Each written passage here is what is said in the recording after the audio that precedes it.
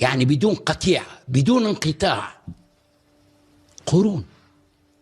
العلويين لوحدهم عندهم 4 قرون ونص، قبلهم من عائلات أخرى من عهد الأدارسة للسعديين للمرابطين للموحدين للمارينيين لكذا لكذا، كله استمرار واحد، كله حكم واحد. العاصمة دائما مراكش ولا فاس وبعدين الرباط. هذا هو المغرب. المغرب هو السلسلة من التعاقدات الاجتماعية والمخزنية والتي تحكم دون أن يفقد لا هويته لا ثقافته لا جغرافيته. جغرافيته فقدها في غفلة. وأنا نقول لك كيف. عنده الصحراء الغربية، سمى الصحراء الغربية ليش؟ لأنه في صحراء شرقية. يعني احنا مرات تمر علينا الأسماء وما نثبتش. هو كي نقولوا الصحراء الغربية معناتها وين هي الشرقية؟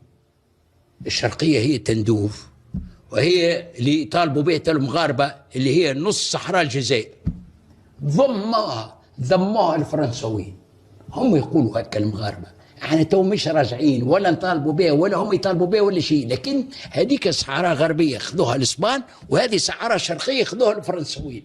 المغاربة كامبراطورية حبوا يرجعوا أراضيهم.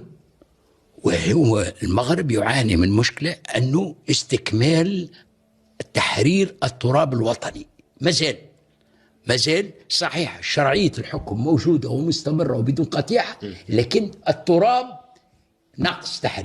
ناقص تحرير في الصحراء وفيما أبعد